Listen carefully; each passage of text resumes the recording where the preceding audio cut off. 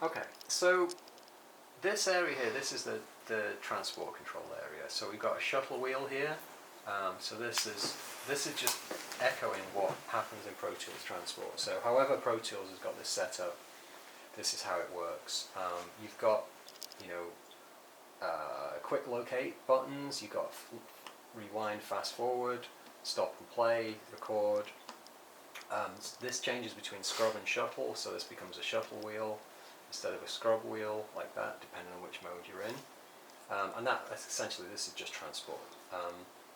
Down from here, this is our center section faders, and this is different. So this is a really similar looking tile to our channel tile, but the functions are different. So it doesn't do channels, it just does center section functions. And what it does is dependent on the mode it is in right here. So ST group stands for stereo group. So these are our stereo group faders that we talked about already. So these are all done here. So we've got 8 stereo group inputs. Aux sends. This is now our aux sends. 1, 2, 3, 4, 5, 6, 7, 8, 9, 10. So these are our aux sends, basically, here. So these are our aux sends. VCAs. So we have VCAs on this console, VCA groups. This is done here. So this is VCA 1, 2, 3, 4, 5, 6, 7, 8. And this is basically showing you what those are. So for the most part, I would say, you know, there isn't really a default mode, but if you're in mixing mode, I would say maybe these would be your VCA groups.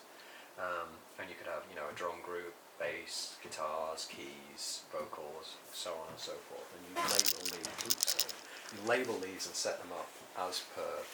Is there a patch for that as well? Yeah, so And a patch bay? no patch. So this is purely control, no audio, just control. So if I were to set this up as a VCA group, and I would do that, and I'll do that in here. So go back to that. Yeah. So this is in O setup. So if I bring up O setup, and then I choose the linking option in here, this is where I set up my VCA groups. So let's say I want to do VCA. I'm on VCA 1 right now, like so. Let's say I want to make all of these faders be grouped to VCA 1. So I would do that by pressing 1 through 8 there. And now when I move those, you can see these are all grouped to VCA 1. Okay.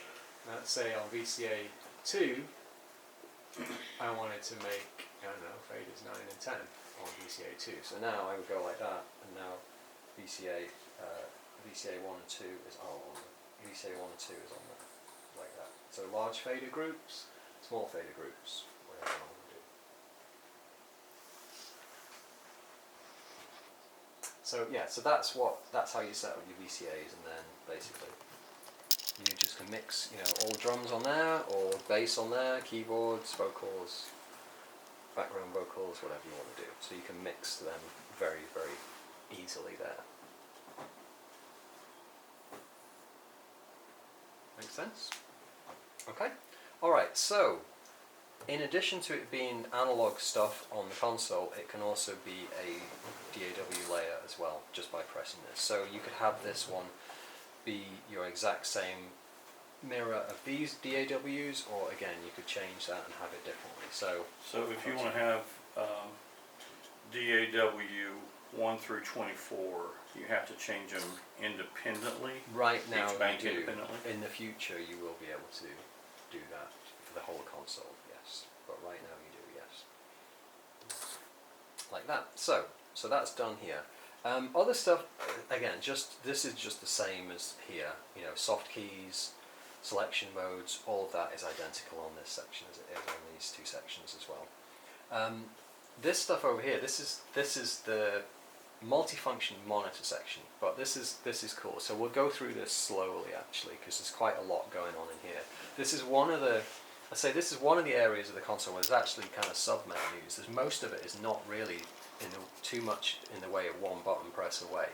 But this here, we do an awful lot here. So default view, if you want to call it that, is like this. So we have 5 speaker outputs on this console, 5 stereo pairs of speaker outputs. We have our main speakers, and then we have Alt 1, 2, 3, and 4. So main speakers is with nothing selected. So right now I've got nothing selected. That means I'm listening to my main speakers. So this is my main volume pot for my main speakers. And in this room, my main speakers are my ATCs.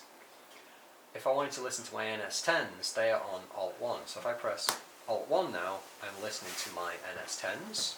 If I deselect, and now my gain is doing my NS10s. If I deselect that, I'm back on my ATCs. Okay, so ATCs, NS10s.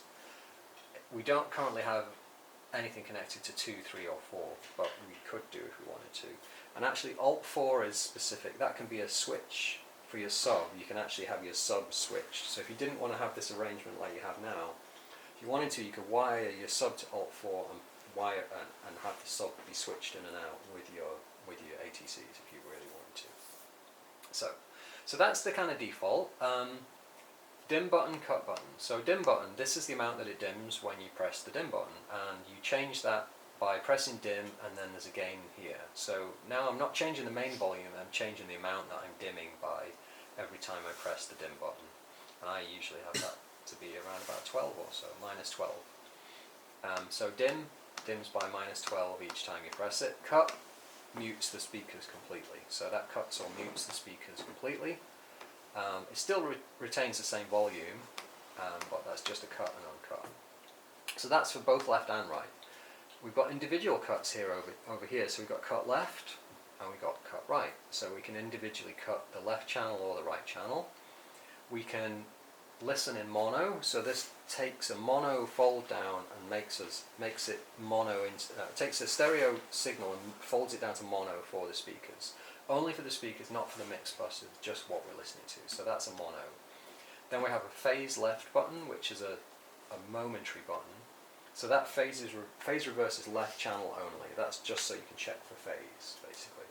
So what should happen if you press mono and phase left, it should nearly cancel out or actually cancel out, just depending on how accurate your stereo image is. And how accurate your mix is. So that's how you change the volume level, the dim level, and switch between your different monitor selects here. And so we got cut left, cut right. This final button that we got here, called immersive. Remember earlier we talked about if you have the ability to push these monitor controls to a Dolby renderer. So if we had that connected, if we had that set up, that button would light up blue. And that would then move this monitor control. Instead of controlling our speakers, it would control the Dolby renderer. So we'd have that, the dim button and the cut button would control the Dolby renderer directly. Okay, so that's the kind of main look that we have here. Other stuff that we've got on here, we've got some sub-menus. So a solo menu here. This now changes what goes on the top. And this now is our different solo mode. So on the console we've got a traditional solo mode which is destructive. So when you press a solo it cuts all of the other channels. Okay? Maybe reposition actually. So this is the traditional solo mode. So when we solo a channel it cuts all of the other channels. So we call that destructive. So if you happen to do that while you're printing a mix, you would be in trouble. So we've got another non-destructive mode which is called AFL. So if I press AFL over here, now this is non-destructive. So now I'm just soloing what I'm listening to, but I'm not cutting the other channels. So this is non-destructive solo, or AFL. AFL just stands for after fader listen. And you might also notice that anytime I solo something, I get a clear button there. So if I solo multiple channels like that, I can either unsolo them by pressing the buttons like that, or I can press solo clear and it will clear down all of them. So that's a quick way of doing that. So we've got AFL solo, we have PFL solo, which is a pre-fader solo, pre-fader listen. So that solos the channel at a level which bypasses the fader. It just essentially puts the fader, it's essentially like having the fader at 0, but it's an input level solo instead of an after fader solo. Something else we got is ISO, so I can actually isolate my solos. And that is what some people we call it solo isolate, some console companies call it solo safe.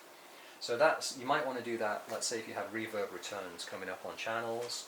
So when you solo a channel, you don't want your reverb return to be cut at the same time. So that's what solo isolate or solo safe does. So to set that up, we press ISO, and then the solo button essentially is now becoming a setup button for that solo isolate, and that's why it flashes, because it's a setup. It's not doing anything other than setting up that menu. So once I come out of that menu now, when I solo that channel, it cuts my other channels, but it doesn't cut my solo safe channels like that. If I want to get rid of that, same thing, go into ISO, it's going to flash at me anything which is solo isolated. I go and press and deselect my solo isolate functions like that. Next one I've got is called SIF, solo in front. So solo in front is a way of soloing within the context of a mix, basically. So if I solo something within the context, so normally when I solo something, all I hear is the solo channel. I don't hear anything else. So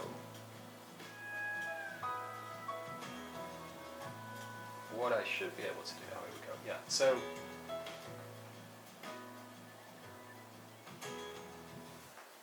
normally when I solo something, here we go,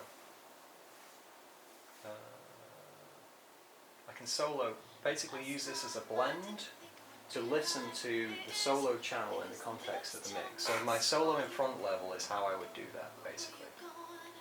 So I can choose to hear the solo channel in the context of the mix, and that's done by solo in front. So that's the kind of thing that SSL does. It's so that you don't completely kill everything. You can hear that solo in the context of that mix. So that's done with solo in front. I usually have that like halfway, something like that. So it kind of boosts it a bit, but not too much. So that's solo in front, basically. So solo in front is an option there. Other stuff that I've got if I go back, under the option page, I have alt and mom. So alt is alternate, so when I solo something now, it's cumulative. I can solo as many channels as I want, like that. But if I go into alt mode now, actually I only get to solo one at a time. It intercancels. Okay? So basically I can only get to solo one at a time. If I go to momentary, which is mom, it solos when I press the button. When I let go, it gets rid of the solo. So it's kind of like a momentary solo, basically. So that's momentary, mom. Links. The other thing that I can do is I can link together my solo, my large fader and small fader solos. So now if I solo something, it will also cut the small faders using the solo link. So either I can have them separate or I can have them linked together using the solo links. Like that. So that's it for that. That's the solo menu. There's quite a lot goes on in the solo menu, honestly. Other stuff we've got in there, we have our studio menu. So studio menu is where we have, so we've got our fallback A level setups, we've got our fallback B level setups, we've got our fallback C level setups, and AFL level setup here. And we've got different, we can solo the individual fallbacks using this page, like that. So this is just essentially communication section. If we go to control room is what we're listening to in this room right now. For the most part we've listened to main A, but we don't have to. We can listen to main B, main C or main D, or we can sum them together and actually listen to as many things as we want to. So the default though is definitely main A, so make sure that's selected. If you don't have that selected, you won't be hearing anything. So main A is our default. We can also, if we go into this button, external button, we can listen to external 1, 2, 3 and 4, like that. Okay. And that's just coming from the patch bay. Yeah, exactly. Just so straight in from the patch bay. Straight in from the patch bay. So into the patch bay through the volume pot, that's it, basically. other stuff that we got under here, headphones. So we have a headphone jack under here, and you choose what you're listening to in the headphones. So you can listen to monitor, which is anything we're listening to on the main speakers, or you could listen to fallback A. So if you wanted to create a headphone mix or check a headphone mix that you'd already created on fallback A, you plug your headphones in, listen to it and go, if the talent's saying I don't hear what you're hearing, well, I'm hearing it good here, it must be something after this. Might be the headphone volume, volume of the headphone amp or something like that. And then listen like as well, we can also listen to the room mic in our headphones in here. So we have that. And then this is our headphone level as well. So this will be our gain for our headphone amp in the console. Okay.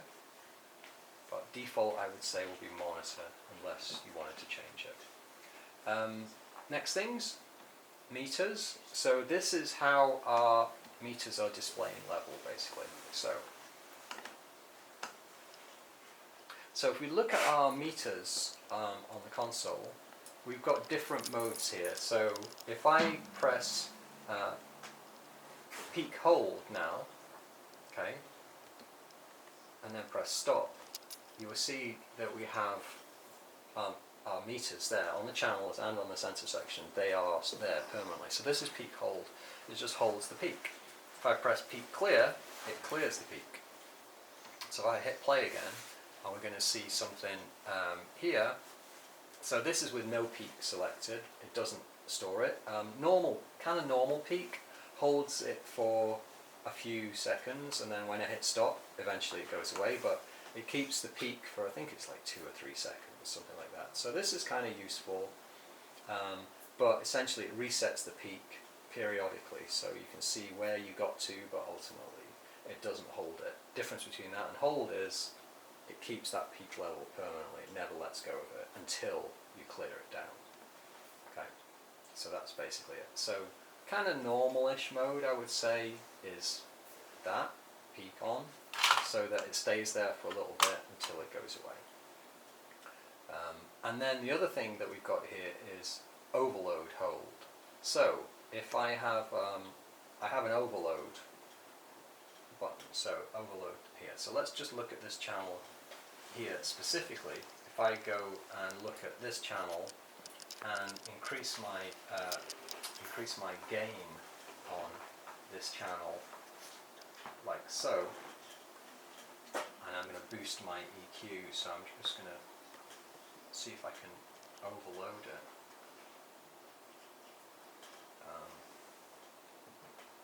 So if I do, actually, I'll do it on there. So you see I'm overloading the buses here, basically now, on this. So this flashes to tell me, so I can do overload hold, like that, and then I can clear down my overload, basically. So this is just some options where I can clear down or keep the overload doing what it needs to do by giving a massive amount of level to that bus there. So yeah, this is our different meters, how they display things.